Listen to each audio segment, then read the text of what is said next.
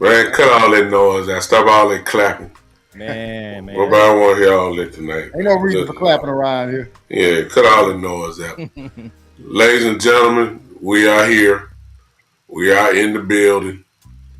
It is time once again for the one and only, the OG Cowboys OG podcast that is hosted by, you see us all here. We're here. We come and win, lose, or draw. We told you that.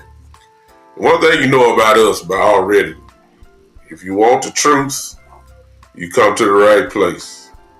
If you're looking to be massaged in your agony, you've come to the wrong place. We are here to say what needs to be said. We're not scared. This is what being the OG is all about. You're talking to three guys that have seen world championships hang up in the stadium of Dallas Cowboys. We know what it looked like. And because we know what it's supposed to look like, we look at what we see now and we determine what it is not supposed to look like. And we ain't scared to say it. I got a feeling you're going to hear a lot about this tonight. I'm big time, as most of you know, and I'm surrounded by my brothers, my fraternity brother, member Captain Officer Fraternity Incorporated, the one and only Cowboy Joe, and the world famous B-Bird is in the building. We are here. Let's go to work, Cowboy Joe. What's up, man? Oh man, it's great to be on with you guys. So we're gonna just bring it to the people. We're gonna be raw with it. Got to talk about what we saw last night, and then we got to talk about solutions too. So I do have some solutions that I think can get this Yeah. thing turned around. So we want to talk about some of that at some point. Yes, sir. B-Bird, what's Yeah, going on, man. man? Yeah, You man. all right? Yeah, I'm doing good, man. I was talking to Cowboy Joe earlier, and one of his solutions I kind of agree with. He's thinking about Evil Flus as head coach, so I don't know about that one, man. Wow. Wow. Beautiful. I like the way Hey, don't we swinging home runs Hey, already. and don't rule it out. don't rule it. Hey, you know what, man? I'm laughing about that, but you never know with the Cowboys You and the just never Joneses, know. man. I You must Absolutely. never stop know. playing, giving them ideas, man. But last night, man, I kind of watched the game without a lot of emotion because I think, hey, y'all, I remember because this is an OG podcast. I remember when we lost a playoff game to Detroit a long time ago, before we won the '90 Super Bowl, and these two gentlemen remember. But if it wasn't for the way we lost that game, we wouldn't have got the help that we needed. It showed that we needed cornerback help and cornerback help badly, and so we went to the draft and got that help, and that turned us around. So sometimes, man, a loss can be good if you learn from it and don't just continue to keep on going with the same way and being stubborn and bullheaded about it. So I watched it last night, and just hopefully we can find something that Jones at the front office can learn from it, the loss. Wow. Uh, let's talk about it, y'all. Everybody knows what happened. I ain't gotta go through no long introduction. The Cowboys got whooped last night, as far as I'm concerned. That's all you need to know. We got beat. We were, in my view, I'll save mine for a little bit later. But I will start the game off whichever way you want to go with the Cowboy, Joe. The dance flow is yours. Go to work, Doc. So I was watching the game last night. I was talking to my best friend, and I told him and my son, I said, the Cowboys' formula for winning games, and we saw this against Kansas City, Philadelphia, and the Raiders. Offensively, you have to score seven or you have to kick a field goal. A lot of people don't like kicking field goals, but in our situation, you got to just score. And when you get the ball, you got to score every time. So when you get the ball, you got to get a touchdown or a field goal. You have a pretty good shot at winning.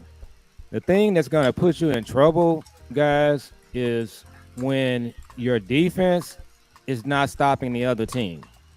So the way our team is structured, it's just like shooters in the NBA. Steph Curry, the more shots he get, he's going to have a better chance of winning the game. And Dak is the same way. So it's all about possessions. So the more possessions Dak get, the quicker he gets the ball, better off we're going to be. And you saw him last night. Dak was literally standing on the sideline with his helmet on, looking at watching the game, just basically saying, "I need the ball back." So when our defense plays like they did, we just can't win games because our offense is not getting they're not getting their shots. Does that make sense? Yes. Yes. So So, that's so what the thing I noticed in the game last night, and I got an opportunity because my son's down from college. Me and him got a chance to watch a game for the first time this year, and I was amazed and impressed by Brian Flores' defense. It's not often that you come up with a plan that limits Dak Prescott because Dak is this cerebral quarterback now. He's at that level, man, to where the game slows down in his mind. But what they did is without a lot of high name, big name athletes on defense, they got a lot of pressure. At one point in time, Dak was pressured 50% of his dropbacks, and their quarterback was only pressured one of his dropbacks. And the way that they I was really amazed, man, at the defense because they would bring up 7 guys on the line, and you really didn't know what they were going to do. So you really got no pre-snap read off of what Brian Flores did, and then so you had to do all post-snap reads. But then on post snap reads, you need time, and they wasn't giving them time. So it really was a formula to limit our offense, and everybody knows our defense speaks for itself. But to what Cowboy Joe's been preaching all season about Eberflus, it really was it juxtaposed dramatically against their defense and our defense, the philosophy, and they don't have a lot of talented. Just I'm not going to say talented guys. I'm going to say they don't have Pro Bowlers and all pros over there, but they're getting it done schematically. And if you got a scheme like that and you got good players, boy, you're going to be cooking with gas. But I just saw. I'm not even on our defense yet. I just was impressed by the defense and just imagine what that could be with the Cowboys, because that's the kind of defensive coordinator we need. And I did see that he's out of contract after this season's over with. So I hope we've seen some things. The Jones have seen some things that they can say, hey, we can bring this guy over if he still wants to be a defensive coordinator. The only thing I would say that there'll be kind of a lateral position move, but you are with the Dallas Cowboys, which gives you a lot more notoriety. If you do well, you're probably going to catapult yourself into a head coaching position. Wow. Well, I had just preached at my church home early that morning, feeling good.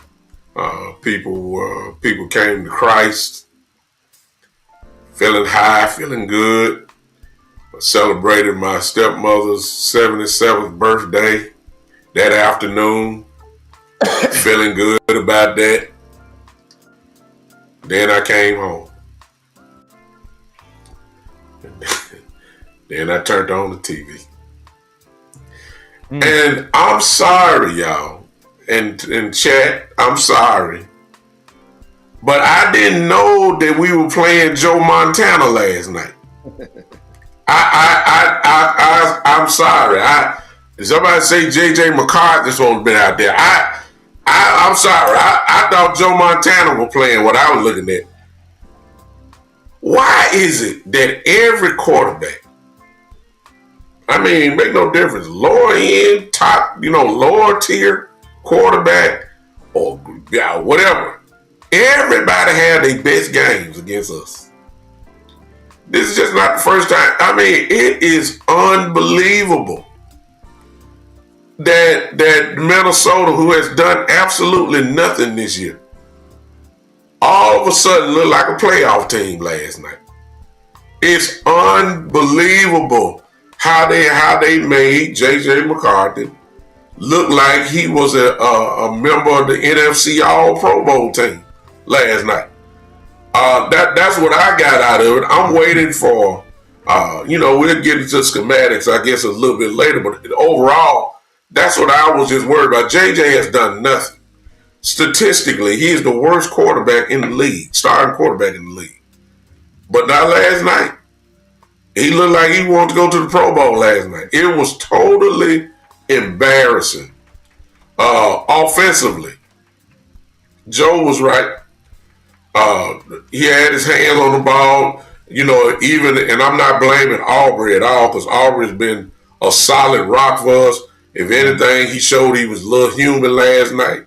Listen, he's not going to make every 59-yard field goal. We just so spoiled. We so used to it going in that if he missed one, we say, oh, he breaking down. No, he ain't breaking down. He just not Superman. But if he would have hit just those two, we would have had 30 points again on the board. Yeah. But the problem is that even though we scored 30, we give up 31. Yeah. And that is the problem. Even with Pickens not having a big game, this offense still moved the ball. Now I know somebody gonna say we kicked a whole lot of field goals last night. Okay, yeah, we can talk about that. No, we didn't put it in the end zone enough. But it's not like we're being stopped. Even with the way that B-Bird talked about Coach Flores, they still moved the ball, at least got in position. Yeah. I guess you could say a bend but don't break type thing. But the offense still did what they usually do. Put up yards, doing that, we just can't stop nobody. And because of that last night, I'm embarrassed. The Cowboys last night officially put me into draft mode. My personal show will start be going to start going toward the draft, et cetera, and free agency and all that. Because, ladies and gentlemen, I know we got what they say today, a 0.5% chance of making the playoffs. Man, please, I'm not going with that. Philly will have to lose every game for us to make it in. We're not getting in the wild card spot. The only way we get in is win the division. I just don't see that happening at all. So I'm saying that the season is over, and it is what it is. So that's my takeaways from last night. I'm embarrassed. That's the way I feel about it. Yeah, So and go ahead, B Bird. let me just say this real quick, and I'll let you go. I saw a stat today that said that it's 7 teams this year out of their top that we played against, out of their top two scoring games, 7 of them have occurred against the Cowboys. So we give up, like, they've had their best games against us. McCarthy last night threw for 250 yards. Prior to that, he's only thrown for like 160. That was his high. So what you're saying is right, man. That we turn regular guys into Joe Montana. You go ahead on, Joe. I just want to add that part in. Well, yeah, and we did the same thing with Jacoby Brissett. He hasn't won a game since they played us. They haven't won a game since us. But what I was going to say real quick on Brian Flores, we'll get into this hopefully. He's free. And so they used to say there are 2 things that are certain: death and taxes. One thing that I'm absolutely sure about, and Brian Flores sued the NFL. Jerry Jones would not hire Brian Flores to run a hot dog stand. Thank you. He would not. He should, but he wouldn't. No. He's not going to do it. He's not a right kind of guy.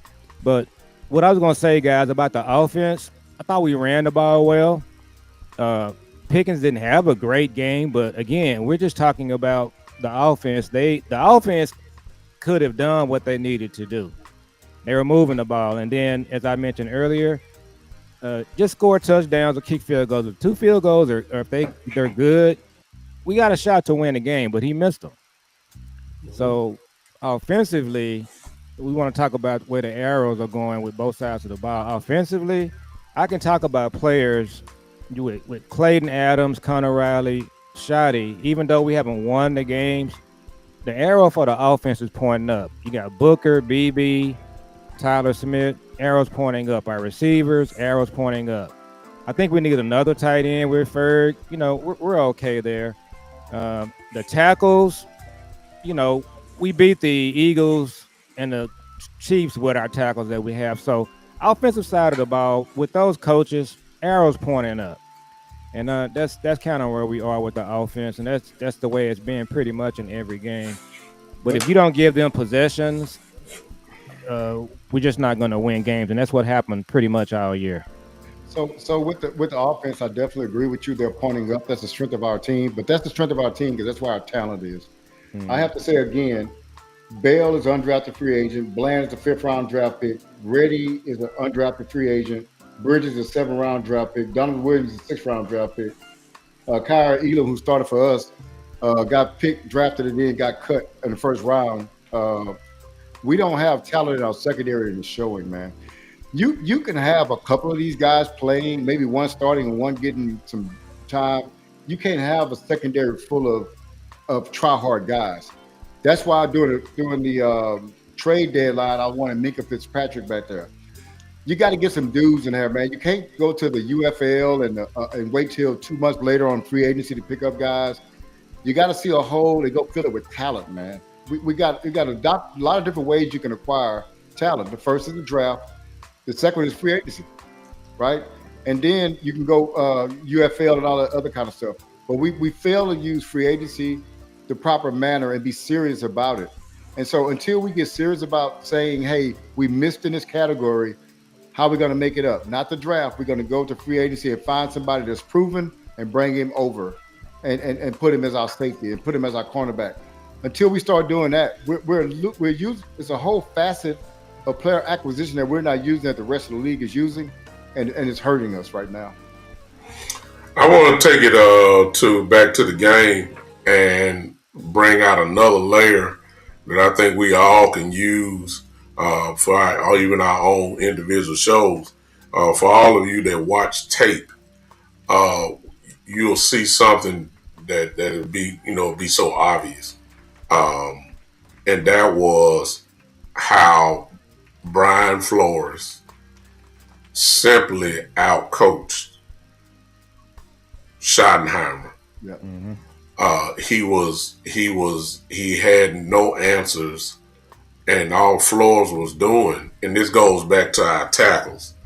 Um, and B Bird was right when he said, "Well, these guys that I forgot who said, may have been you, Joe, that we handled Philly and then we handled Kansas City." Mm-hmm. But Flores did something consistently that I think because of the young eyes of our offensive line, I think it kind of confused them. And that was what all the time he would line up maybe about 6 or 7 guys on the line.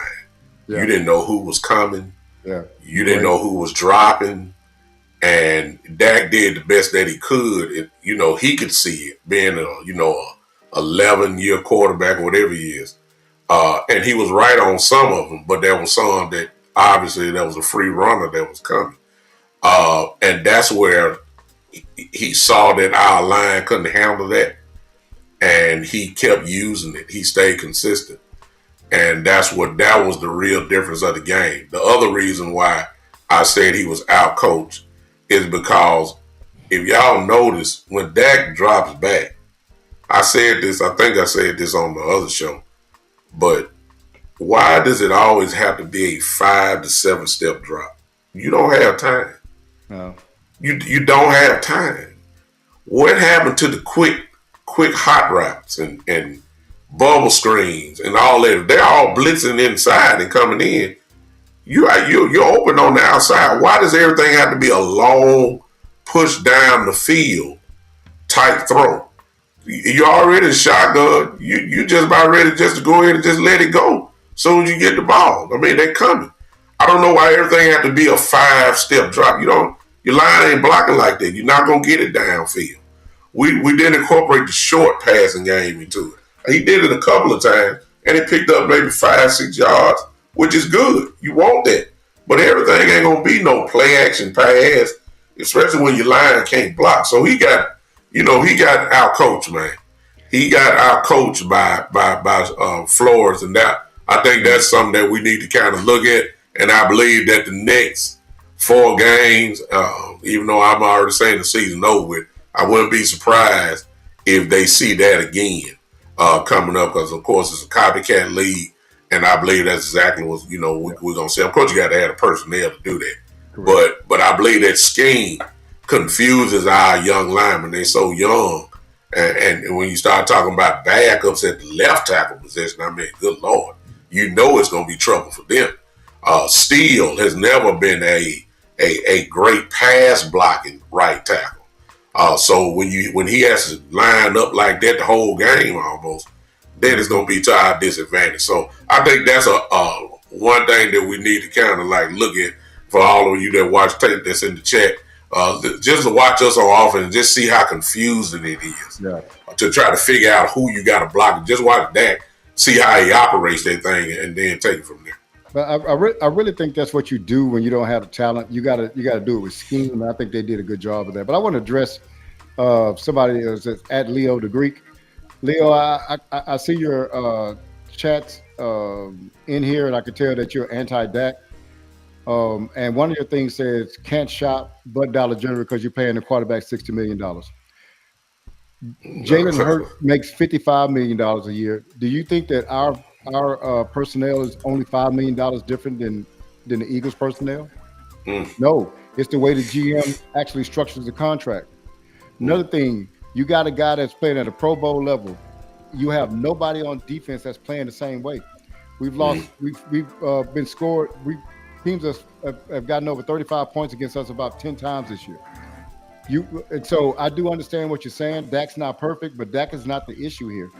I haven't seen you say anything about the defensive anybody on defense yet. Now you're talking about he's getting players hurt. You just hate Dak, dude. That's all it is. You're a Dak hater, and you can't see straight. That's all it is to it. So if you can't, you just can't blame this on one thing. I'm not saying that because Dak to me played one of his worst games yesterday because Brian Flores had pressure on him and it was coming from everywhere. He never got to be comfortable. So it's outstanding. That's why I said it's outstanding by Brian Flores. But again, I think you're picking on. I think that's the low hanging fruit. That's the ESPN type fruit. And we could do a lot worse than Dak. When you're problem solving, you don't go to your one of your best players that's providing that's doing it this year. You go to where it's suffering most, and that's the defense. I just add to that real quick. I know you're coming, Joe. The only thing about that, Leo, most teams would agree with you. Most owners would agree with you, but you only got one problem. The market demanded that Dak get paid 60. I mean, everybody, whoever is next, and if they're real good, they're going to be right up there too. So whoever is next and they're real good, that's going to change real quickly. So $60 million in about another 3-4 years is going to look like chump change. And can I say one thing before you go? He got one more comment. He said he keeps getting beat by low budget quarterbacks. So him on the defense. Let me tell you, man. I have to agree with you, man, because when he missed that tackle at linebacker, when he went through the wrong hole, there you go. When he didn't cover the wide receiver, come on, man. We got to stop that. But anyway, let's go back to our show, man. Yeah. Go ahead, Joe. So let's go ahead and talk about the elephant in the room. So one thing that's a trend, and successful companies, they look at trends, they look at analysis. So you guys, we've talked about Brian Flores since the start of the show. So there's a trend in the NFL. So I had to just look this up right here. The Detroit Lions coordinator is a young brother. His name is Kelvin Shepard. When we played the Lions, he pretty much did the same thing that Brian Flores is doing. Vance Joseph for the Denver Broncos, he's one of those coordinators, very energetic, very innovative. When you play Denver, he got guys coming from everywhere. They're playing physical. Big time, you will appreciate this. What I'm hearing is that University of Michigan got some problems right now, but they, over the last couple of years, have had some real innovative defensive coaches. So the defensive coach for the Chargers, his name is Jesse Minter. He's a Michigan guy. Mm-hmm.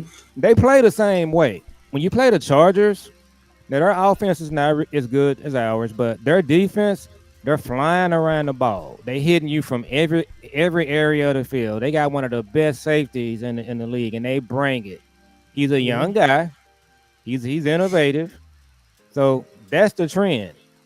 So my solution, what we're going to be talking about in the next several weeks and months, is for the Cowboys to turn this thing around, they have to do what's trendy in the NFL. Jerry Jones got a front row seat to the way defense is being played in the NFL. Your guy is on the exact opposite end of that. He's a get off my lawn guy. He's not a guy that players want to play for. Players want to play for Vance Joseph and Kelvin Shepard and Jesse Minter. They, just think about when Dan Quinn came in, guys. He came in, the players responded to him. He ran the backwards hat and all this kind of stuff. That's the trend in the NFL that Jerry is missing.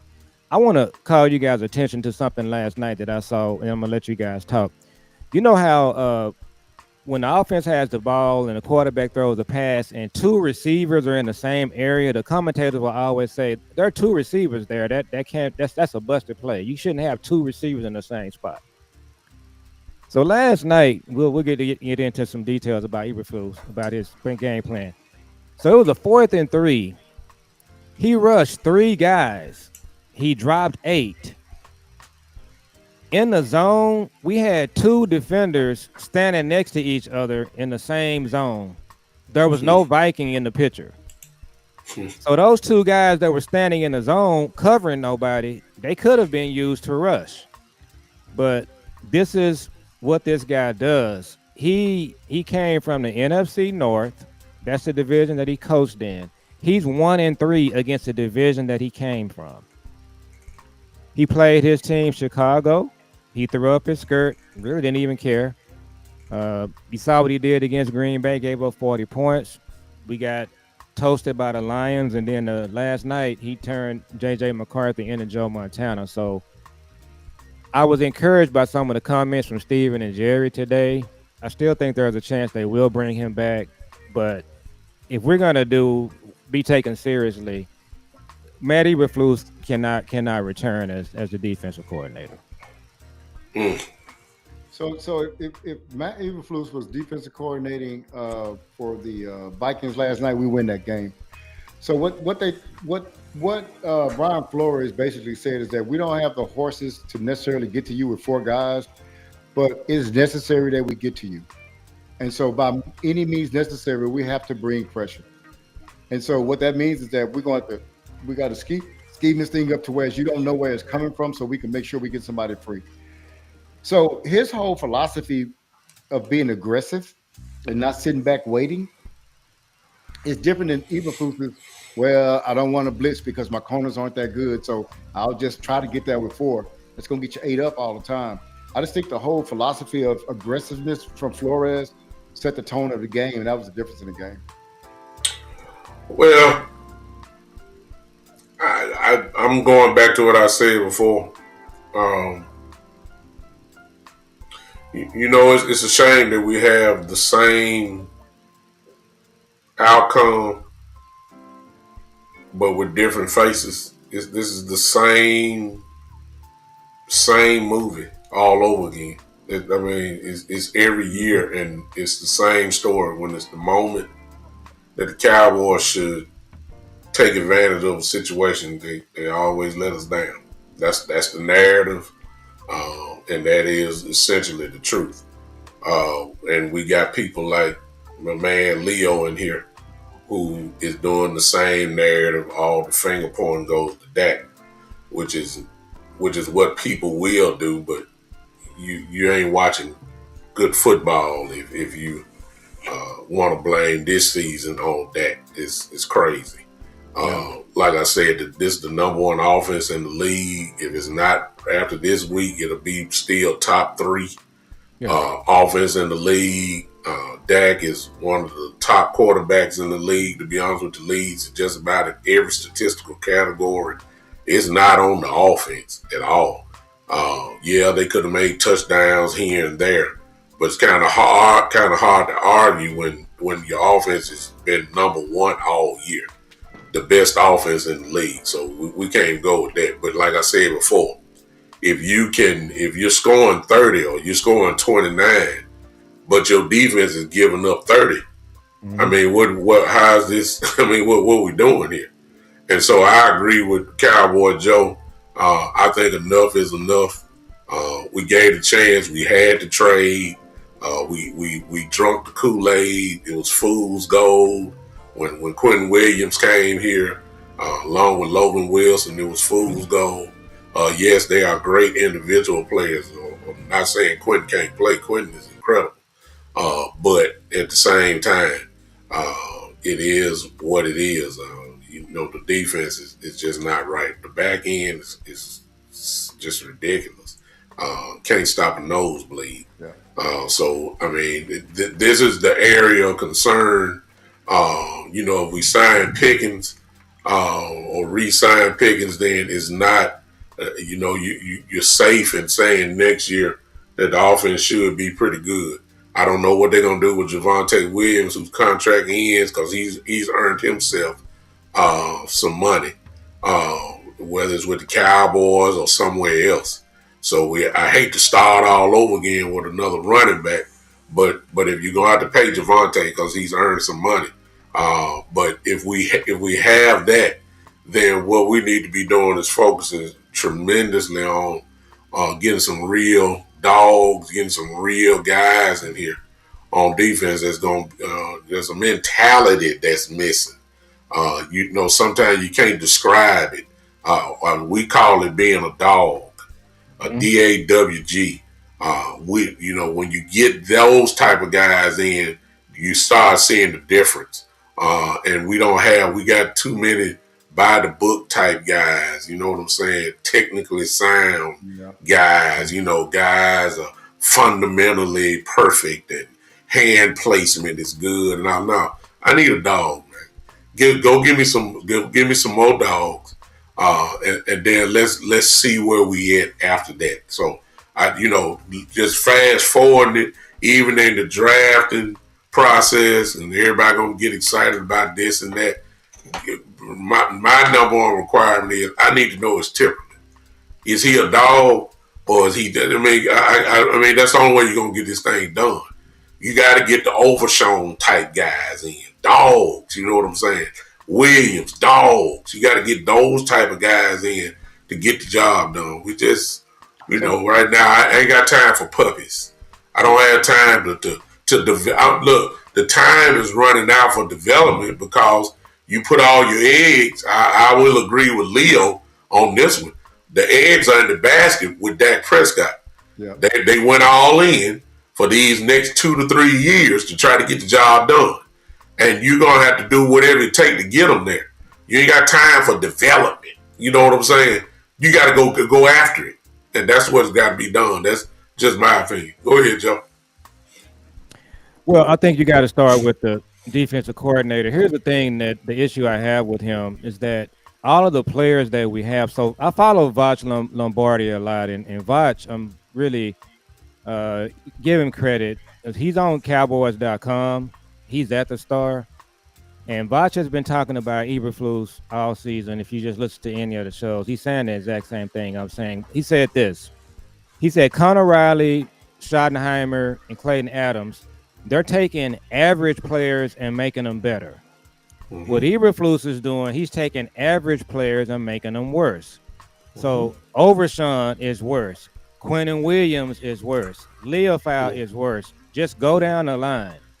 And so what you have to do is you have to change the offensive coordinator. You have to get a coach in here that B-Bird, whatever talent he has, you have to put the players in a better position to succeed. And he just doesn't do that. He has a bend but don't break defensive scheme.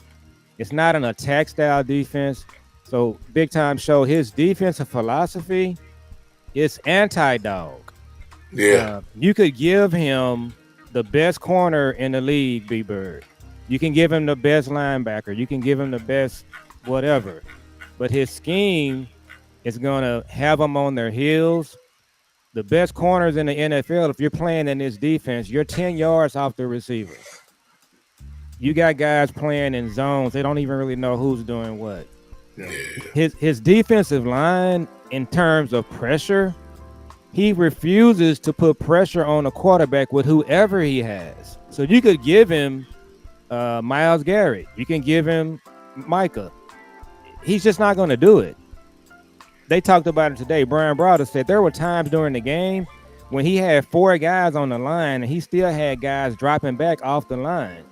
So you got to start with the coordinator. We need better players. But the question I would ask is, are you going to draft a cover corner for him to use? Are you going to draft linebackers for him? I don't know what he does with players that you can't really just look at what you're going to provide him, because he's not a good coordinator. So you're using resources when they're just not going to be used well. But it's not. But Joe, it's not an either or. It's both, right? Yeah. So you need a new coordinator and you need new players.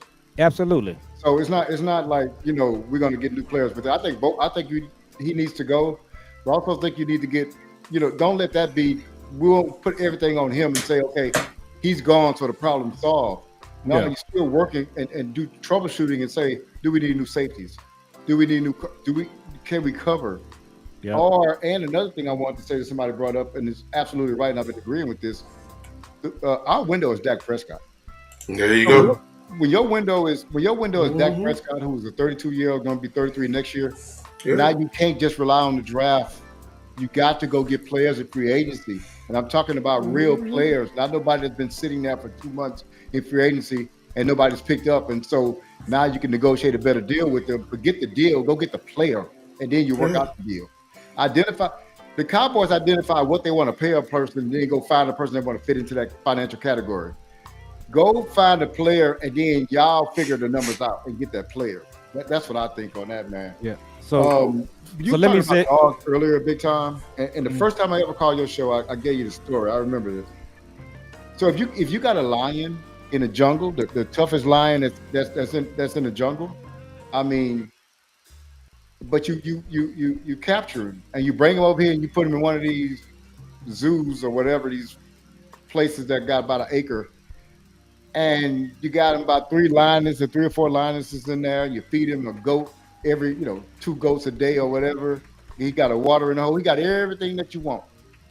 And so you keep him in that for 2 years, and then you go and take him out of there and go put him back in the jungle. He ain't gonna be the toughest lion no more. Because why? He been spoiled, man. He been softening up. The culture that made him soft where he was, he can't hunt like he used to hunt no more. Now the ones he used to fight off, they whooping him out there. Why? Because they made him soft, man. And I think what ends up happening, we got dogs like Parsons was coming out. We got dogs that come in, and this culture makes them soft, man. They just adhere to whatever the culture is. This culture is not made to make guys tough and keep guys tough. It's made to soften them up, man. So that's why I think we've had dogs in here before, but they become puppies after a while. so let me say this real quick, and we could talk about the personnel part. So I agree, B Bird. So the safety room has to totally be redone. Hooker, Donovan Yeah. Wilson, Bell, you can't return with them.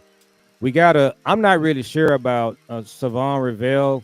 One of the things we got to talk about as part of our culture is they do goofy stuff with their picks. They draft injured players. Not sure they should have picked him. If they did, he got to have a year off. I'm not sure about him about that pick. We got to redo our linebacker room. There's some linebackers in this draft that are great. So to your point, B Bird, yeah, we got to totally revamp the defense and bring in better players, and that's on Jerry, Stephen, and Will McClay. But when I call it, they play draft, they play with the draft, they play with their food, and so they got to figure out, they got to do better with the draft. But we got to redo the safety room, the linebacker room. You need better players. It ain't no question about that. Yeah. Only thing I would say is that when we start talking about coordinators, um, we need a coordinator, obviously, that can come in, look at the personnel. Even though that means you got to go back and get old tape. Find out what your guys do best, and then coordinate your scheme around their talent. You can't be stubborn like Eberflus. He is dedicated to rushing 4 and dropping 7, playing the zone. Mm-hmm. Your corners are man cover corners. All of them, even the backups. They're not zone guys. I always was taught to put your people in the best position to win. That means you're utilizing their talents, their skill sets, in order to make them to be the best that they can be. Eberflus not doing that, and I don't know why. He did it last night. If y'all saw it, when we first started out, when we got the interception, that was because of a 5-man front. Yep. And he did, and it brought pressure, just like it did against Detroit. He did the same thing. Then all of a sudden, he ain't doing no more. He just went back to his rush 4, drop 7, and I don't understand why if it ain't broke, don't fix it. But he wants to fix it by forcing his scheme defense with guys that really don't know how to play zone. It just don't make any sense in that. Leo, let me help you out, brother. Leo, we talking about the defense and you steadily talking about that. You ain't saying nothing about the defense. I just want to know, how are you satisfied with your defense this year? That's all I want to know. Type in and say yes or no. We already got you don't like Dak. I get that. But we're talking defense now, so I'm not telling you to stop talking. I'm just saying, like, I haven't seen one comment about the defense, so it's telling me you really don't have a problem with the defense at all. You correct me if I'm wrong, okay? Tyrone, my brother there, Tyrone says Yeah. Matt sabotaged this season, and I want to say he wasted the season. Yes, he had injuries. Yes, he got sabotaged by Jerry by trading away Michael a week before the season. He had to scramble and all that type of stuff. But by now, you ought to have a better showing. We shouldn't be last And in the he got league better. in defense. He got a better defensive line than he had to start the year. So Yeah. one thing I was going to say, man, since we brought up Ravel, is it Revel? Ravel, yeah. Really, man, just politics, really. And I thought about this. I talked to Sky earlier this year before he was activated. I said, man, really, I think what you do with this kid is just going to redshirt him. Yeah. It is too hard to play cornerback as a rookie already. But then trying to come back off this knee injury, man, I think, you got the ability to go and redshirt him, let him go on rehab in the offseason, and then come back next year good. Because what you can do is you can actually mess his confidence up, to be honest with you. Yeah. And so now you have to rebuild that plus the knee. But he shouldn't be out there. And politics has him out there early, man. And that he should not be out there right now. And it's one of those things. I want to speak on this because this is a Diggs issue too. It's just the culture of the NFL. It's not a Cowboy thing. But everybody wants you back. The player wants you back on the field because he wants to earn his contract. The organization wants you back on the field because they want you to earn your money. That's what they paid you for. So everybody wants you back on the field, but sometimes the players come back too soon, and then they don't play up to their standard. But now they getting beat down because they didn't play up to their standard. But it's just the culture of the NFL, man. It's kind of sad because really Diggs kind of came back too soon himself too. So him and Revel probably shouldn't even been playing at the time that they were playing.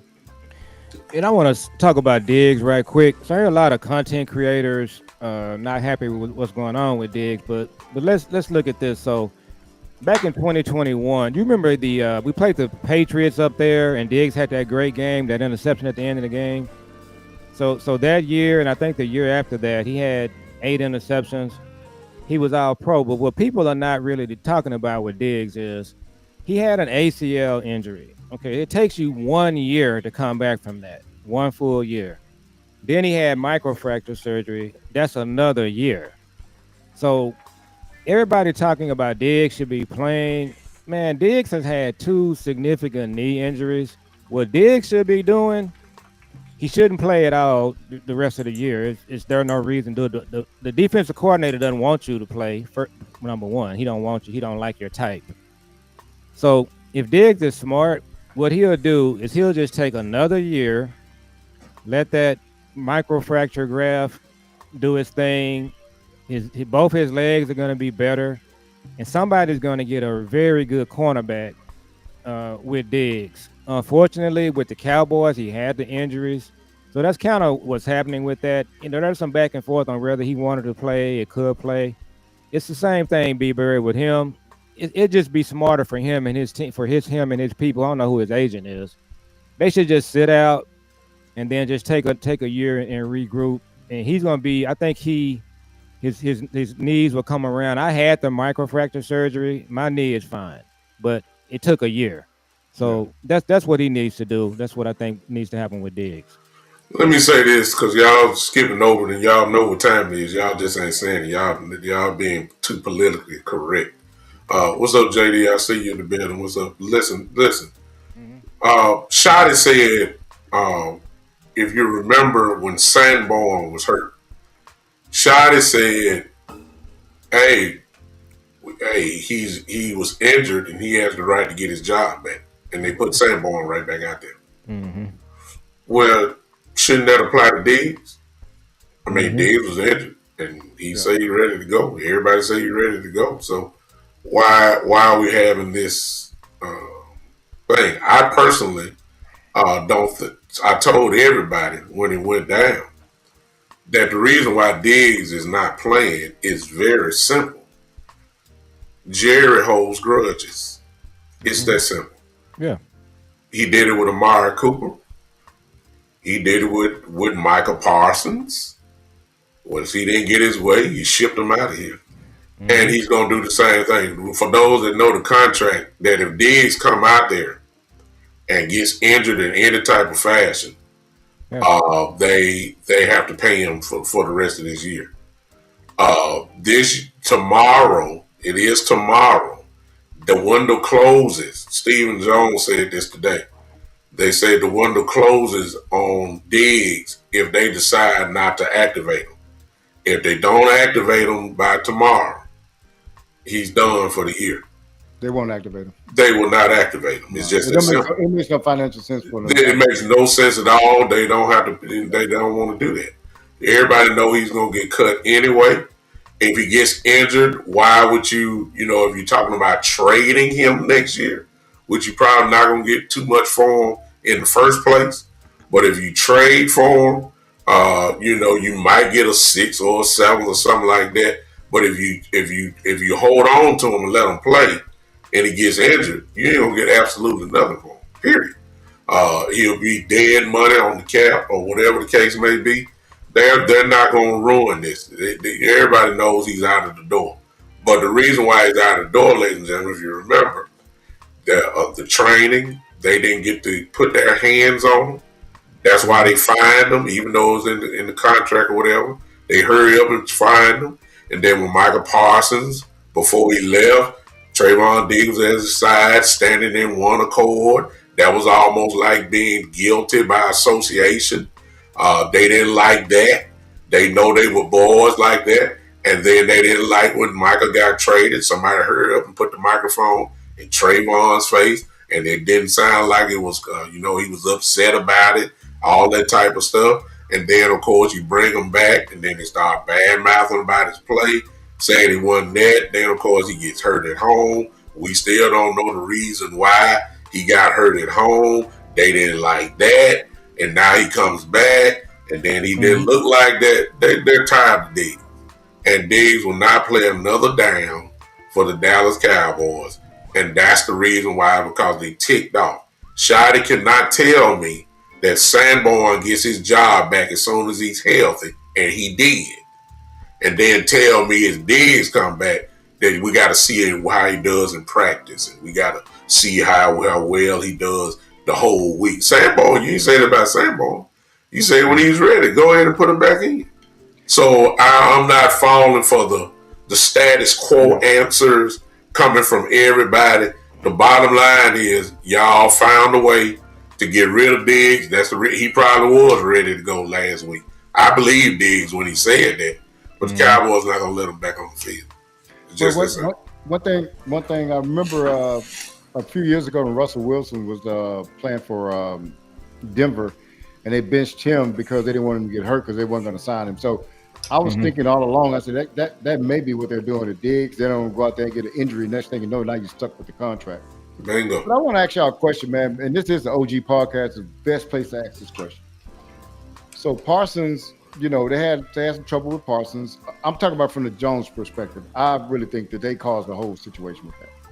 Amari Cooper and Diggs. The 90s culture could handle those guys, and they can get the most out of those guys, even with who they are. But it seemed like they're less tolerant to deal with talented people that give them pushback. And I think that you're not going to have all these guys as in lockstep, right? You'll get those guys in lockstep with everything that you want, but they're not going to be the talented guys. They may never get you over the hump. But don't y'all agree that we used to deal with guys that had personalities bigger than this back in the days? And now it seems like Jerry and the organization don't want to deal with guys like that anymore. So it is a culture thing, and so Jimmy was able to deal with those guys. Barry was too. Yeah. But one thing I want to, it's all coming back to the same thing, big time. So it is a culture issue now. 105.3 The Fan today, they talked about the contract situation with Diggs. There is some discussion that if they brought him back, they still owe him some guaranteed money in some kind of way. If they don't put him back on the field, they can avoid paying him this money. So it's a money situation too. But from the culture thing, and I was chatting with Boss Cowboy Sports today. So people need to understand that Jason Garrett was the coach here for 10 years. We're still under this Jason Garrett culture. So the Jason Garrett culture, B Bird, the type of players you're talking about, they didn't want those kind of players. Yeah. They don't want Diggs. That's what kind of came up with Parsons. Guys like that, they just they don't really want those guys here. And you're never gonna win a championship with right kind of guys, acquire boys. I believe this season right here, I'm gonna just keep it real, keep it a buck. This domino effect for this season, the die was cast on this season when Jerry got this thing going with Michael right before the season started. The way he handled that, traded Micah, Diggs was kind of caught up in that. All of the players in the defensive locker room, that had an impact on them. And, you saw what happened there now. And of course, Micah's out for the rest of the year now. But Jerry had his hand in all of this. So this season, the way this season went, it goes right back to the same person we've been dealing with for 30 years. The culture is Jerry and Steven. And until you change that culture, I was telling my son, he's in his mid 30s. At some point, you won't be dealing with Jerry. The culture may change, but at the moment, it is what it is. The way this dig thing was handled, he just didn't. Jerry made it personal big time, just like he did with Micah. Eberflus doesn't like Diggs either. That's correct. There you So go. yeah, so that's it. That's the culture, and we can draft great players. We can do all of that until you change the culture. We're just I don't think we're gonna do anything. He don't like dogs, y'all. He don't like nobody that spotlight is gonna be bigger than his. And I'm talking about Jerry. Yeah. That goes from the coaching all the way down to the players. One name that comes to mind that we didn't mention, he did that with Dez Bryant. Same thing. Dez was a bigger star, and when you're a bigger star, that is for years has been a problem. You don't hire coaches that are come in demanding, kind of like what Ben Johnson is doing with the Bears. Yeah. Jerry will never turn over the power to give it to one man. He did that with Parcells, and he almost lost his mind when he did that. We see for how long it took for Jimmy Johnson to get into the Ring of Honor because he gave the power to Jimmy, and he didn't like that. He's just not a guy that likes to share a spotlight. He needs a puppet like Jason Garrett. Yeah. Those type of guys. And Jason Garrett wants a guy just like him. Right kind of guy. Right kind of guys, by the book, fundamentally sound, wear a tie to every press conference, that type mess. He wants a Jason Witten type guy. A world class player, or no doubt Hall of Famer. But Jason just didn't give him no type of problem like that. And so the guys that we're talking about that will obviously make a difference, those guys have always been not, in a hurry to get here. They won't go after free agents like that. That's the reason why I laughed at everybody when Deion name first came up. I said, man, ain't no way in the world that man bringing Deion Sanders here. As big of a star as Deion is and would take over this whole organization, Jerry would have a conniption dealing with Deion Sanders because Deion will have to come in and he gonna want it done his way. Yeah. And Jerry wouldn't even give up that type of power. So this is part of the issue. Can you win with choir boys? No. Yeah, maybe back in the day. You're not doing it now. The Cowboys have never won a championship with choir boys. Even in the 70s, they had dogs on their team. Yeah, Hollywood Henderson, and all those guys. Yes, all of them guys. I want to say something real quick. Go ahead. That fits in what we're talking about. So Al Harris was a coach that had the players' attention, and we talked about Al Harris before. Check this. What we're hearing is the reason that Al Harris was let go they felt like Al Harris was allowing Diggs to get away with things. So when they have a dog mentality coach like Al Harris, as you said, they don't want that. But look at what Chicago did. So Eberflus was the coach in Chicago. He got fired. They hired Ben Johnson. Okay. They hired Al Harris. The Bears are probably going to win that division.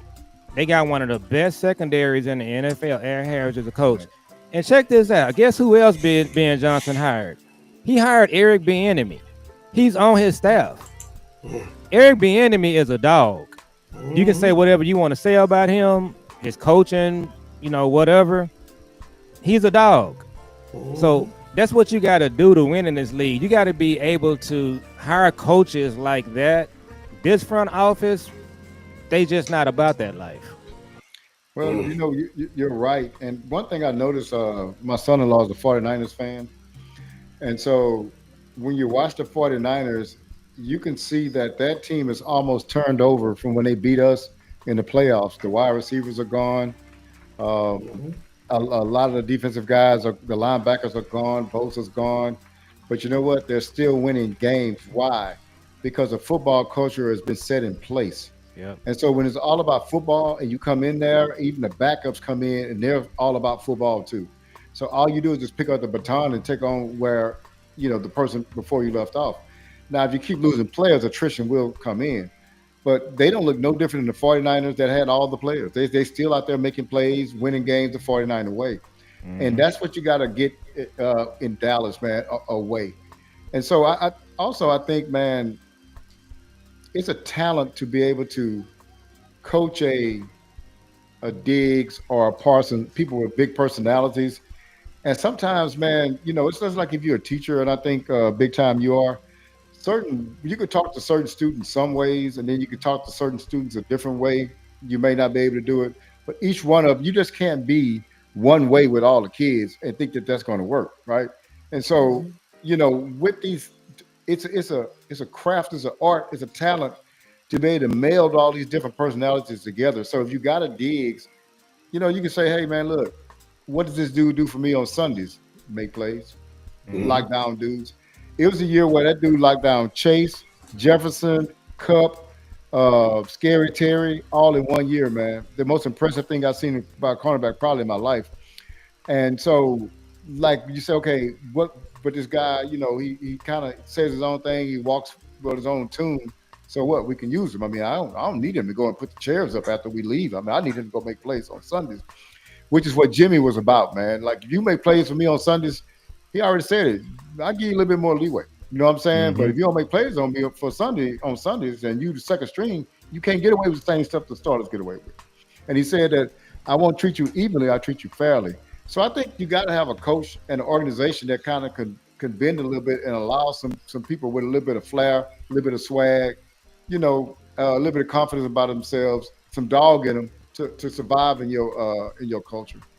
So that brings me to that question since we're going there, right? And it's simple. I throw this around. Chat, I'll ask you this too. Is Schottenheimer a dog? I was encouraged last night. So did you see Shotty? So there was a series. Minnesota had the ball near our goal line, and Shotty had to call a timeout. Now Shotty, he walked by Eberflus, and my son was mouth reading, and people talked about it today. He looked at Eberflus and he said, "What the F are you guys doing?" Or "What the F are you doing?" And Eberflus said something back to him. And so that was kind of the exchange there. And he's been dropping little crumbs about Eberflus. So to answer your question, big time, I believe that Shotty can be a Kyle Shanahan. I believe Shotty can be a Sean McVay. The same type of personality, the same type of offense. So if he's that kind of coach, I think he'll be okay, and I think he is. But what Sean McVay, Kyle Shanahan have, they have the front office doing the right thing. B Bird. They also have good defensive coordinators. The Rams have a good young trendy defensive coordinator, and then Robert Saleh was here. Jerry should have never let Robert Saleh out of the building. He should have made him the highest paid defensive coordinator in the NFL, so he would be here instead of San Francisco. So it's all about money too. But answering your question, I think Shady can be a Sean McVay or a Kyle Shanahan in the long run, but he just has to have, better players in the front office doing the right thing. D-Bird, So what you think? He a dog? no, he's not a dog, and I'm gonna tell you why. So name me as this everything that with the front office and the coaching position and the culture of the Cowboys to take this job as it is.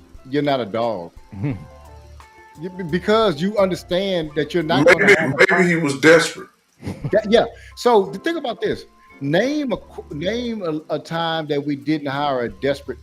When you are desperate in anything, buying a car or whatever, you're gonna get the bad end of the deal because you can't negotiate out of desperation. Yep. Because what you need is other people to want you. Now you can leverage that against the team that's going to get you to get more things out of maybe more power, maybe more money or whatever. But we have not had a coach. Think about this. The only coach that we've ever had that wasn't coming in hand in hand begging for the job since Jimmy Johnson was Bill Parcells. Think about every other one. They're just happy to have the job, man. Yep. Wade Phillips, happy to have the job. McCarthy, happy to have the job. Jason, happy to have the job. All these guys, man, just happy to have the job. You need a guy that other people wanted. Let me just give you an example. Ben Johnson. Everybody wanted Ben Johnson. Cowboys didn't even approach him. Why? One thing, we don't pay him that much money. Other thing, we don't want to give up no power. He don't fit If our that guy culture. got leverage, we got to give up some power to get this guy. We got to give up Yep. some things like, hey man, come over here. We're not going to mess with this. You're going to have control over this. So to take the job as the job stands, you can't be a dog and take this job. Name me one coach that y'all think is a dog, and no hardball would take this position. They real No. football guys, man. No Shanahan would take this position. They are real football guys. They're not taking this position. Bill Parcells, I mean not Bill Parcells, but Bill Belichick is not taking this job as is because Jones is going to say we're going to be meddling in your business. And if guys got other places to go, they saying, man, I go to Carolina. I want to run this thing the way I want to run it, not with y'all hands all of everything. I'm gonna say that he is a dog. And the only reason why I'm saying is because of his track record where he come from, and you can't be around dogs and you're a part of it. I'll just stick with, of course, his father, of course, was a dog. He didn't win anything, but he was a dog. Coach Marty Schottenheimer was a dog. And of course, most coaches from that era, all of them were pretty rough. So that's no surprise there. But when you start even talking about him and Rex Ryan, and where Schottenheimer was the offensive coordinator for those Jets teams that went to AFC Championship games, Rex Ryan's aura, Rex Ryan, I don't care what nobody say about him, he was a dog. Ain't no doubt about that. Aggressive defensive coordinator who emphasized running the ball, and Schottenheimer obeyed that tough running game, that type of thing. Then he went to Pete Carroll. Pete Carroll is a dog, no doubt about that. Pete Carroll is a bona fide dog whose defenses were sickening. And Schottenheimer, of course, was the offensive coordinator for Seattle those years, all those great Seattle teams. And so he comes from a line of that. The problem, I will agree with B-Bird, was that Jerry, as always, wants to set things up for him. Mm-hmm. I'm going ahead and tell you this, and I've seen enough. I believe that if he had another decent quarter, what we said at the beginning, that the defense does not have to be a top 10 defense. We all figured to say this offense was going to be electric this season. Everybody said that. And sure enough, the offense has been the best offense in the league. What did we all say? The Cowboys defense don't have to be but in the middle of the pack. And we're going to win a whole lot of football games.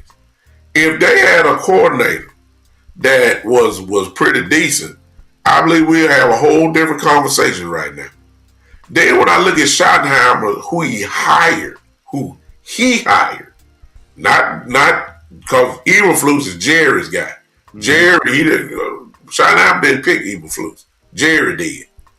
But when you look at Clayton Adams, when you look at Sorster, we talking two doggish type coaches who got dog in them. And that's why you're saying what you're saying now. Of course, we can question the special teams, but if you know about Sorensen was the defensive coordinator just a couple years ago for the 49ers. When have you ever known the 49ers to have a bad defense? Sorensen was the defensive coordinator before Saleh came back. Come on now. So we know the 49ers defense have always been good. Yeah. So when you let Shotty do what he need to do, you're going to surround yourself with some pretty good, coaches. I believe if Shotty would have had the opportunity to hire his own, suggest his own coordinator, defensive coordinator, we don't know who that might be, but I guarantee you it would have been Matt Eberflus. I guarantee that. Because see, to run the offense that Shotty want to run, he wants to get after the quarterback. Not lay back and play bend but don't break. Because this is what all he's saying. Seattle, the Jets. He saw guys come after the quarterback. This is what he knows. He saw his father's defenses come after the quarterback. This is all he knows. This is where he learned from. So I'm saying he got dog in him, and hopefully Jerry will get, and I think he's almost somewhat kind of earned it. I may be way off, but I believe Jerry's going to let him pick his his defensive coordinator next year, and then we'll just see what's going on with that. He really already has one, y'all. I'm just trying to tell you. They might want to do White Cotton. Coach White Cotton, I think he would be good. But Sorensen, look, I saw what the 49ers defense was with Bosa and Warren and Greenlaw and when Chase Young was there on the other side, and then the cornerbacks. Now, I saw what Sorensen did with these defenses. So I ain't got to question that. And I know he was aggressive. All we got to do is just pull the tape and look. They got an answer already on staff, to be honest with you. So that's just my thing. I think he's a dog. So I think Coach Chase, when you let him do his thing. Go ahead. Let me say this about Shotty, and I'm looking at it from a different perspective. So I'm saying that he can be Kyle Shanahan, who had Deebo Samuels, who was a dog. He can be Sean McVay, and Sean McVay had dogs. I believe that guys, if Brian Schottenheimer had Dez Bryant, Schottenheimer would let Dez be Dez. And I think Schottenheimer is going to allow Pickens to be Pickens if he has him. So the question for me is, can he coach? Can he work with dogs? I believe he can. Yeah. The front office, however, is the fly in the ointment. That's the problem. And that's kind of what the catch is. And by the way, just talking about our culture, B Bird, they hired Eberflus before they hired Schottenheimer. 31 other teams don't make that move. So for me, the question is, can Shotty work with and coach dogs? I believe he can, but the Joneses, especially when it comes to contract, they're going to neuter their dogs whenever they can. Get that right. So one thing real quick, and this is part of it, I definitely think that if he was in a different organization, he can be. Yeah. But just as players, they don't want coaches to be that guy, that person in the front. Because at the end of the day, the Joneses still want to get the credit for winning. They don't want anybody like a Belichick to come in here and win or anybody like that. They want somebody that's kind of a no-name guy that they brought through to come in and win. But as far as the dogs are concerned, first of all, you got to – okay, back to the Diggs thing. That's what I was going to say. I really think the Diggs thing is a Jones's own down philosophy about keeping him off the field, and that tells you right there that Shotty's not making that call. He's not making a call to keep Diggs off the field. That's a Jerry thing. It just so happened to coincide with what Jerry wants. and what Eberflus wants too, because Eberflus, when they asked Diggs about the defense early on, and he said that he said, man, when I get a good fast pass rush, it's like instant grits. Well, then, Eberflus come back and say, oh, I don't like grits. Bingo. That don't even have anything to do with it. The guy was just saying like, when they get pressure, man, that's like eating early, and now they got to throw the ball. That's the guy was saying something positive. He come back saying, I don't really like grits. Yeah. For one thing, you listening too hard to a player. The second thing is that you comment in a negative manner when he wasn't even said in a negative manner. So, but I'm saying that Diggs Get is off not my on lawn. the field, and it doesn't have a lot to do with Shotty. It has a lot to do with the front office, and tells me that you ain't really running the team like a regular coach should run. Well, what guy has done it since Jimmy Johnson? To be honest No, with they you. haven't. That's what I'm saying. I'm sorry, since Parcells, Yeah, because Parcells was the only one that wasn't going it's a type that like they that. hire, right? It's a type that they don't want that flamboyant guy. I mean, No, remember, Shotty had already resigned, and the fact that the ship had sailed on him being a head coach. yeah, So he's already like, I've been in the league for this long. I hadn't been a head coach, and I'm not going to be one. And the Joneses kind of pulled him out the hat, right? They threw him a life, but when you throw him that, now hey, I am beholden to y'all. Hey, what y'all want? What you got to do? I think what happens is Cowboy coaches come here thinking, well, I can come in and manipulate the system, and you get in here, you figure, oh damn, it's like that. You know what I'm saying? Like, I can't really do a whole bunch here. Yep. I'm gonna keep on getting these paychecks. So yeah, McCarthy, when you look back on it, McCarthy, he did sort of push back on them at different times. He was able to go 12-5 3 straight years. McCarthy brought in a lot of his guys. He eventually got Kellen out of there. So I think what Shotty's going to have to do is probably be more in line with what McCarthy did. Kind of at different times. Call some shots, get the coaches in that he wants in there on the defensive side of the ball. So at the end of the day, that's what we're working with. You got to deal with the Joneses. So you just got to see, do you have a head coach that can make some smart hires? And I think at the end of the day, it's the culture is the culture. And these guys in the front office, they got 30 years of doing this. I guess we're going on year 31 now. And, they should really, I was telling somebody today, they're very lucky that they're not in the Philadelphia media market or the New Wow. York market. It They would eat be 'em up. it'd be a totally different story. Yeah. And the thing that kind of threw me off today. So did you guys hear Brian Schottenheimer's press conference?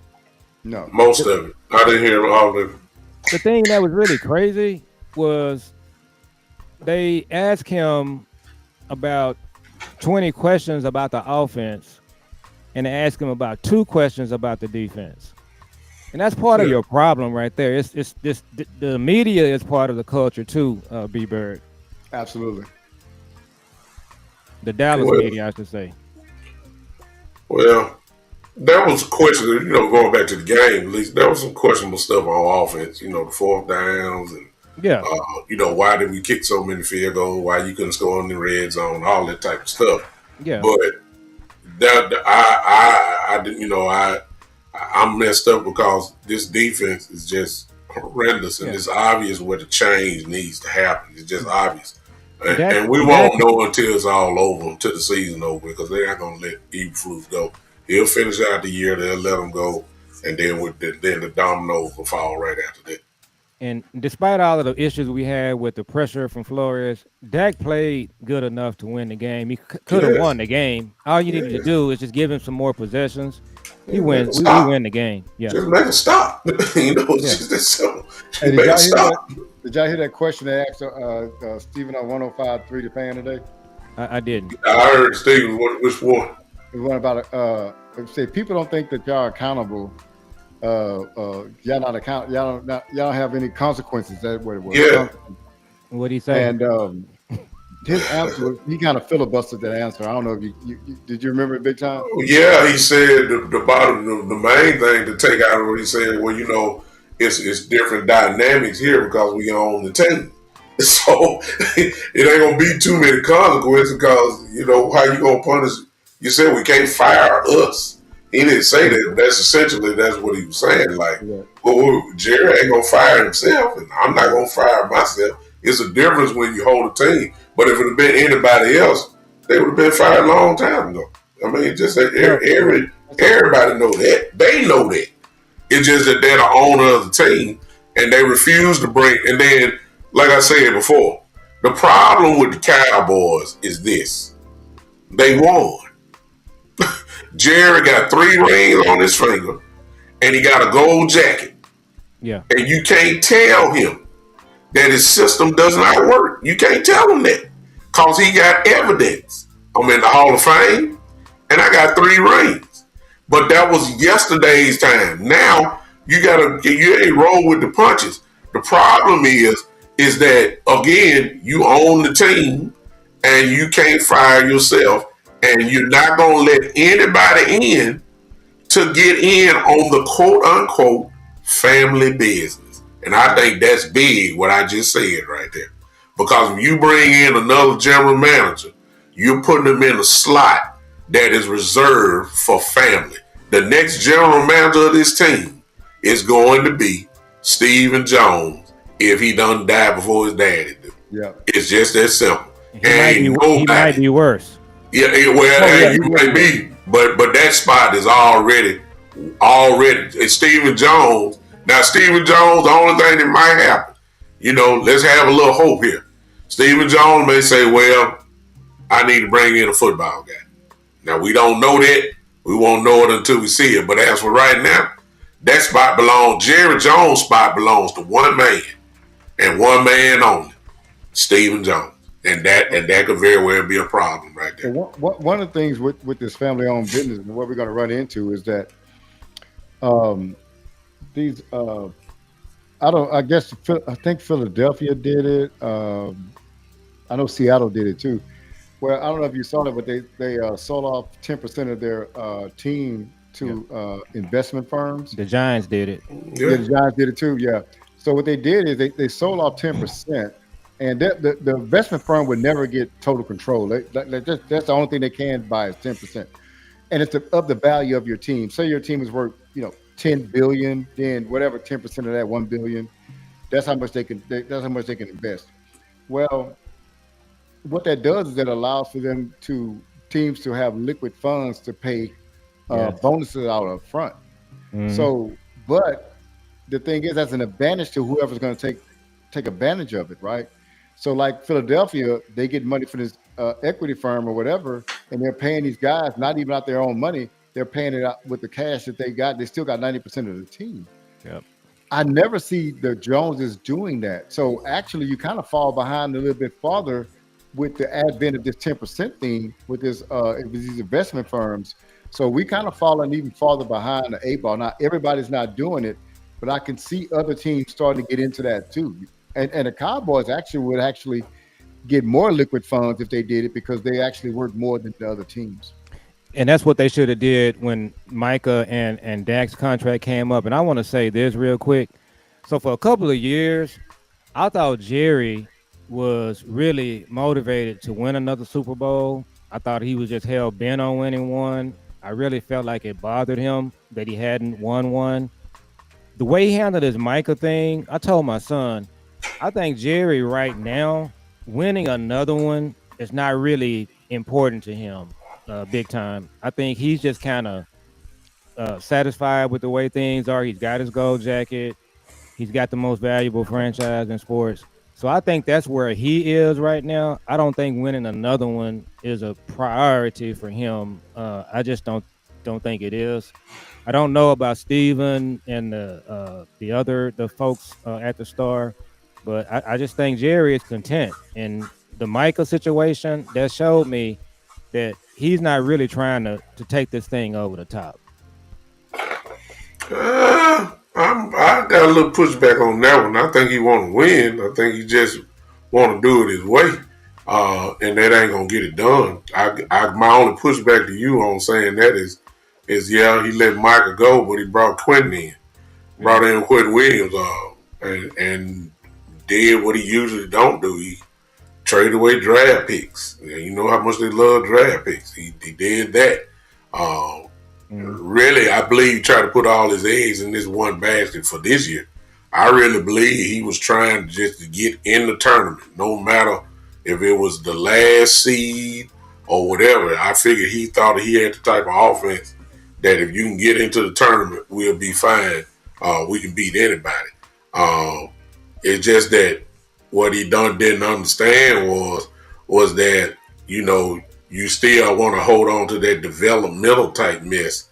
When Diggs went down and Bland was hurt, you put trash. I'm gonna call these guys trash. Let me stop. You put backups and practice squad guys out there. You thought Elam, who's gone now, was the guy. You tried to make $1 out of 15 cents with Mozzie Smith. You kept trying to get it, just try to prove people right instead of going to get it. That's why you change everything. You go get a Kenny Clark. You go get a Quentin Williams. You find a way to get all this stuff done. You go get a Logan Wilson. I just thought that he was just trying his best to push to get in the playoffs, and then let's just go ahead and take a chance after that. I think that's why you make the move for Quentin Williams. I think that's why you get a Logan Wilson. I think that's why you Overshown is back. That's what they were counting on to make a difference, which goes all the way back to our original conversation about Eberflus. You can have all Pro Bowlers, but if you got the wrong scheme and you not putting the players in the right position, this is what you're seeing right now. You got the worst defense in the league when you had the wrong scheme. There's no way in the world you can tell me that array of talent that's on this defense right now, even after the trade, and we got about 4 or 5 weeks since the Quentin Williams trade, whatever it is, by now I thought the Cowboys would at least move up to at least 22, 23. I thought that. They did improve in the run. They only gave up 77 yards yesterday. So the run is being taken care of.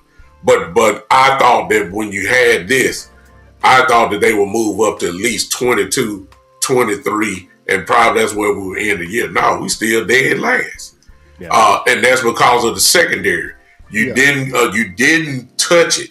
You didn't touch it. The safeties are horrible. The cornerbacks are horrible. It's been that way the whole year. Yeah. You didn't address it. You could have. You had Asante Samuel Jr. just sitting at the house. You had Gilmore. I don't care how old he is. You had Gilmore just sitting at the house. You had Justin Simmons, who was just sitting at the house. I mean, young guy. You had guys, man, but you're so dedicated and loyal to these contracts. We paid Donovan Wilson. We paid Malik Hooker. We got to make sure we get all we can get out of them. And all you're getting is trash. Bad play on the field. I don't even know who some of these cornerbacks are. I mean, you traded for Reddish Stewart, and you traded. I mean, what is that? Kenneth Murray. You know what I'm saying? Kenneth Murray, it's obvious he hadn't done anything. That's why you go and get a Logan Wilson. But then let's go to show you, you go get a Logan Wilson, but you're keeping Kenneth Murray on the field. What kind of sense does that make? They're keeping Murray on the field because they paid him $7 million. See what I'm saying? So you're loyal to the contract. You're not loyal to the player, not putting the best player on the field. It's where the politics word come into play.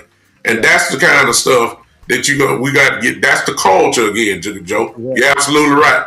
That is the culture. And until that changes, give me my best 11, man. Yeah. I ain't got time to be worried. If I got a guy that's playing better, matter of fact, right now, forget Logan Wilson, man, put Shamar James back in the game. He'll do better than Murray is right now. Seriously. I mean, Murray's just out there. He works at Sanborn. Y'all look like Sanborn out there. At least Sanborn, he just didn't have the athleticism. But Sanborn knew where to be. He just didn't have the athleticism to get there. Murray has the athleticism, but he don't know where to be. Eberflus has something against Leo Fowl. He hasn't played him. That's it's politics. It's politics, and until that changes, we possibly talk about this same thing next year. Yeah. It's the thing that's been going on for years and years and years. Where's the penalty if we're talking about that? I just throw one out. Where's the penalty for Jake Ferguson fumbling all the time? Got to be something. Brevin span forward. Every time I look at him, it's beautiful. Every time he on the field. I mean, not like he getting the ball thrown to him, but his blocking is incredible. Come on now. I just don't understand this. So these are some of the issues that I'm quite sure all of us will be talking about over the next few months until the preseason start up again next year. But these are some of the things that we'll be hitting on everybody, and we just getting a preview of what you'll be hearing from us for this off season. This is what we're gonna be talking about. Hey, so big time. Joe posed a question, and I'm gonna go back to it. He says, "Does Jerry want to win?" I think it is a mixture between what y'all both said. Jerry does want to win, but he wants to win his way, but he doesn't know how to win. Yeah. So I don't think he knows how to win. But also, not in today's game. Not in today's game. No, not in today's game. Not in today's game. Yeah. No. You really know how to win in old in 90s because Jimmy did that. But well, also because the 90s team didn't have a salary cap. Absolutely. And it was incredibly attractive to come to Dallas. You're on TV every week. There's stars everywhere. You want to win a world championship or get close to it, you come to Dallas. There was no salary cap. Yeah. The salary cap era and this just the cheapness of Stephen Jones has crippled this team. Absolutely. The mentality that is. Yeah. So he does want to win, but he'll go to his grave satisfied. He wouldn't go to his grave if somebody else came in, another GM, changed up the culture, changed up the players, and all in one. He would not like that because that would have proven the NFL right that he didn't know what he was doing. Because it would say that you've had this team for 30 years up under your control and you've done nothing. And you brought in a GM, and in 3 years, he got these guys in the Super Bowl.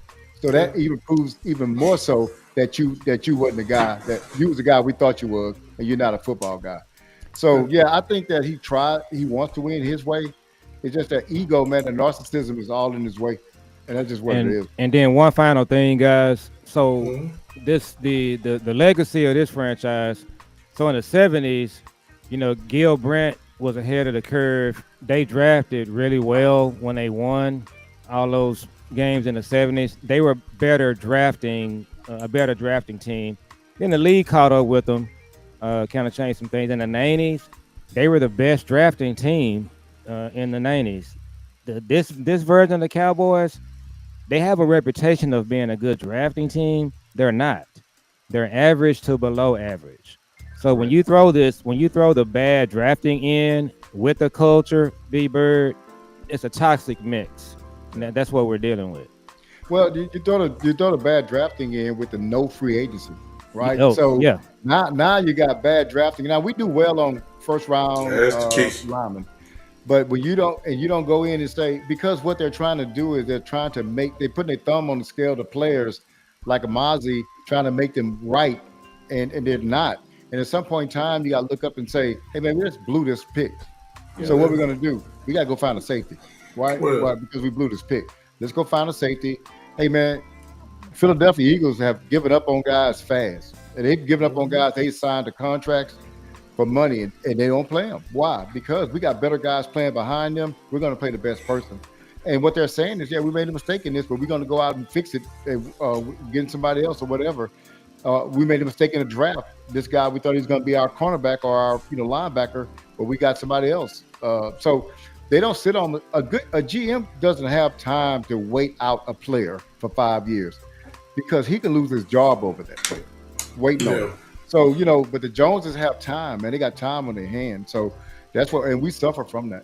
Yeah, and just what he said about Parsons is true because he said this for the last few years. Why would Jerry's come out of his mouth? Why would I pay one man this amount of money when I can go get 3 or 4 guys for the same amount? In other words, bottom of the barrel, mid-level type guys, and you get 4 or 5 of them in comparison to paying for one. That's what he said about Michael Parsons when he left. So as long as that mentality is around, that's why we were so shocked to hear us talking about getting a Quentin Williams this year or going and get a name, because that's just not what we do. And of course, the offseason, we're going to have a lot of decisions that have to be made. When we start talking about guys who are on this team, of course, Pickens is number one. You got to make a big decision about Javonte Williams. You got to make a decision about Diggs. Of course, I think we all know that what's going to happen there. That's already made. Yeah, that's been made. We start talking about the safeties again. Joe said we need to get rid of the safeties. I agree. And I think you can get out of that. I think you can get out of Donovan Wilson. I believe you can. It's either one of the two. It's either Hooker or I got to go back and check that out. But you can get out of that. So we got some financial decisions. I think with $33 million over the cap, we got to restructure Dak's contract. We got to restructure CD's contract as well. That's gonna free up a lot of money. You got to sign Aubrey, who's gonna set the bar for the kicker. Ain't no telling how much the kicker gonna get paid. I know they weren't counting on that. Then you got to make that decision on Pickens, whether you want to pay him long term or you gonna take a chance and put the franchise tag on him, and then see how he responds to being paid on the franchise tag. That's another whole story about you for another day. So we got a lot of stuff that we got to deal with, but we're gonna be. Pickens will be with us. It's just how would he be with us? That's my. I got a question for you because I honestly thought, man, I don't want to. Okay, let me go ask the question. I felt like in Amari's last year, I felt like they under-targeted him on purpose, right? I felt like I felt like they wanted to go a different direction. They wasn't going to re-sign him, but I don't think it's harder for an Amari that has 111 catches for 1,500 yards and 13 touchdowns for them to trade. It's not going to be the Cowboys fans not going to digest that well. So I felt like they started kind of going away from him to keep his numbers lower so they can justify trading him for the amount of money they paid him. Now, I could be wrong on that, but that is something the front office will do. I mean, they're petty like that. And they also have the political positioning mindset. Do you think that they're going away from Pickens? No. Because he's on fire the first couple of games. I mean, the last two games, man, they've been not targeting. I can kill that real quick. They're not. It's just teams now have got smart and they made the decision to double him, and that's exactly what's going on. If you watched all 22 and just watch the attention that Pickens is getting, whether it's a safety over top or they bracketing him, see that's why you didn't see the slants, y'all. Just in case y'all want to know why Flores is so smart. He was willing to sacrifice that wheel linebacker, wherever Pickens lined up, whether it was the Sam linebacker or the wheel. He would purposely let the linebacker. So in other words, say for instance you got three linebackers here.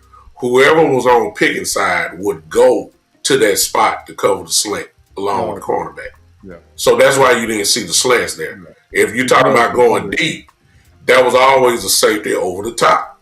Yeah. And Flores would not let Pickens get in no type of rhythm, at least for that game. Now the other game, B-Bird, they weren't doing that. That's why the slants were so available. But they figured out a way to get it done. So they made a decision to let Lamb be the man. And that's why Lamb is cooking right now. That's why he over 1,000 yards again and missed 5 games. Because Pickens have taken the load. So part of that is scheme. But I understand what you're saying because it's being petty. Being petty is the reason why Diggs is on the sideline. Yeah. See what I'm saying? So it's not above. You're not wrong in what you're saying. But I will say some of that is scheme. I appreciate you clarifying that. Some of that is scheme. Go ahead, Joe. I'm sorry. No, and I wouldn't put it past them, B-Bird, for sure. But I just think it goes back to what we started out. We'll be talking about. We played Detroit. They just had a good defensive coach in the scheme.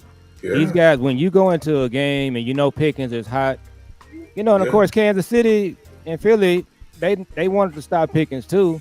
But what it just comes down to is possessions. I just think the more possessions you have, you're going to see Pickens do his thing. You're going to see CD do his thing. Last night, bottom line is, we didn't have the ball enough. So you're stopping. Your defense is stopping Pickens. When I say your defense, Eberflus is shutting Pickens down. That's what's happening in these games. And the more possessions you get, people in this chat, all on Dak, I have no doubt in my mind, last night, you give Dak a few more possessions, we will win this game. B-Bird, the Carolina game, just give Dak a couple of more positions, you win that game. Or So even just stop and make the yeah, punter punt one time. Good yeah. God. So that's really what it is. Our offense is our best defense, and our defense is killing us. Dak, I just won't forget the image last night. Dak standing on the sideline with his helmet on, just standing on the sideline saying, let's just give me the ball," and he didn't get the ball back. So that's what's slowing Pickens down, I believe. Wow. Hey, so I want to give a shout out to at Leo the Greek because we've been here for an hour and 40 minutes, Yeah, and your consistency of Dak Yeah. Prescott is impressive. Oh, I yeah. we mean, you still are talking about that. dogmatic after that one thing, and you could talk about your car got on flat because of Dak Prescott. You know what I'm saying? Oh, yeah. You pretty doggone good, man. You are one of the most consistent dudes I've seen on here. So shout Did out to you at Leo. Dak didn't have a pick last night, did he? Nah, No. Yeah. So But he Dak didn't have a touchdown either. But yeah. So Dak but wasn't the but problem. but they they were at the 1 yard line running in. Yeah. Leo, you're wrong that your owner bought into him.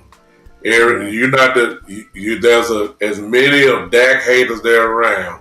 There are equal amount of Dak lovers as well. So keep that in mind. Dak Prescott has always been a lightning rod yeah. to this organization as far as support goes. Ever since he took the job, there have been people that hate him, and he's done nothing but progress Yeah. year Just by like that to year. Romo too. Yeah, and then when you look at his stats, Leo, I mean, it's kind of hard to argue with, kind of hard to argue that he's not having a Yeah. great season. And we moved the Having a ball. great We season. moved the ball last night. Oh, we moved the ball well. We just didn't score in his zone. Well, Yeah. what we did, we scored 2 touchdowns, but we Yeah. ran it in. It's to the point now. Dak don't throw for 4 touchdowns in a game. Leo is the type I already know. Leo is the type that when Dak have a big game, he get quiet. Boy, you ain't gonna Yeah. hear from him. You ain't gonna hear from him. But if soon we lose, he got plenty to say. And And he like, kind of remind me of Kid Cowboy. That's what he remind me or Eastside Harold. Yeah. Man, have we got in touch with Eastside Harold yet, of. man? We did not I know. haven't found him, man. I don't know We where did he not. at.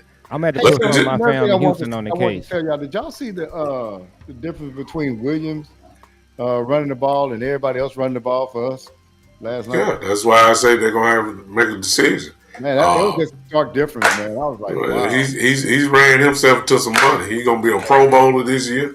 Yeah. He's gonna get it done. I mean, obviously.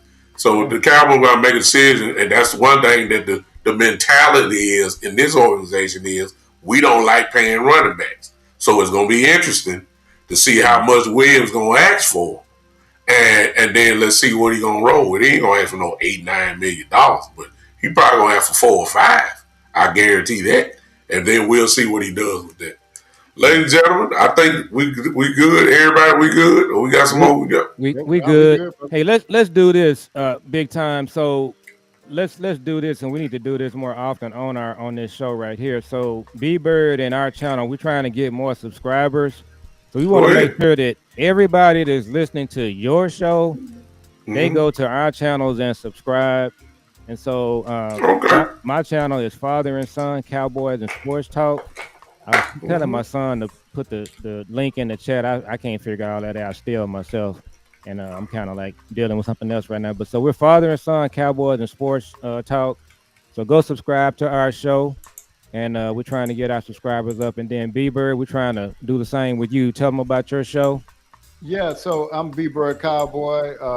Y'all can catch me on Twitter, also on YouTube under B Bird Cowboy. And Leo the Greek, you better join mine. So I've been on you, man. You've been communicating so much. You better go over there and join my dog on YouTube and subscribe, man, and put all the stuff in. But yeah, B Bird Cowboys. We're gonna be doing a lot off season. I'm actually gonna be doing a show, man. My son's down. I'm gonna do a show with him at some Oh, point in okay. time while he's down for Christmas. All right. Just kind of introduce him to y'all because my son, he loves the Cowboys. He got a different perspective on it. He's 21 years old, so All Uh-oh. he has a right. whole different outlook than I have on it. So y'all be looking forward to that. And continue. I'm still active on Twitter. And Cowboy Joe, you've been real active on Twitter lately. I've been seeing you on there, man. So I'm on Twitter at Cowboy Joe 64. So yeah, I've been active on there. I kind of chilled out after the kneeling thing. But no, I'm back live and kicking now. So yeah. Yeah. All right, and then of course I'm big time. The simple big time show, the big time show. If you're on YouTube, for those that do not know me, you can subscribe to that channel. I'm on Twitter as well. The Big Time Show, Facebook, the Big Time Show. Just type it in, see this gray bearded dude here, and you know you're on the right channel. For everybody though, on all channels, let's make sure that we hit those like and subscribe, and also turn on those notifications so Yes, that as sir. soon as they go live, or any of us go live, it probably will, go straight to your phone, and that way you can join in live with us. That way you ain't never gotta wonder what day we're coming on or whatever. It just hit your notification on your phone, and you know we live at that particular moment. This is what we do, y'all. We come at least once a week. We usually come on Friday nights, but we all couldn't get together on that night, so we decided to come now. I'm glad that we came now after the beat down from yesterday, in which Joe Montana came out of retirement. There go B-Bird. B-Bird, ladies and gentlemen, in the chat, if you want to subscribe to B-Bird's channel, he just put it in. There he is, his channel right there. Just click on that, hit that subscribe button. That's for you, Leo. We'll make sure that we do Cowboy Joe's same thing, his link. We'll put it in on the show. Make sure that you guys can do it. But as for now, I believe that's it, gentlemen. Yes, sir. Sure. We Yep, good? We're good. All right, man. Listen, Cowboys OG podcast did it again. Yes, We sir. will see you. We'll shoot for Friday again. This coming up Friday. That's usually our Yeah. day. I'm gonna be on We'll Friday. try our best to come together Friday. And if we don't, it's probably gonna be on me, y'all, because I got so much stuff going on. But we always gonna shoot for Friday, and we'll come with y'all again, and we'll talk about, of course, the Chargers coming to town, and here we go again. Let's see what we gonna do then against the Chargers. Another tough game coming up. Guarantee you. Look, I just leave you with this tease. Hey, Go ahead, I got a B-Bird. quick question, man, and I don't want to get into this real quick answer because I had this question. Do you think we start playing backups to see what the younger players to see what they do, or what do y'all think? Just real quick. No. I don't want to prolong. No, this. not yet. Okay. Not until we mathematically eliminate. All Well, if Philly win one game, they win the division. It's over with. We too far behind for wild cards. So if Philly win, you might get that probably next time. Okay. That's what I think. Go ahead, Joe. Yeah, I agree. I think you got to start looking at some of these guys and then just protect them so we don't have one of those injuries that can affect the next year. So that's kind of what you're talking about there. But yeah, we'll just kind of see how it plays out. Yeah. All right. That's it. All Man. right. I ain't want to make it too long. Yeah. Oh, we good. All right. So we'll do it again, y'all. Be prepared. Hit those live notifications, and we'll come back with y'all. Until then, ladies and gentlemen, thank y'all for tuning in. Thank you, chat, for your comments. This has been the Cowboys OG podcast. All right. All right.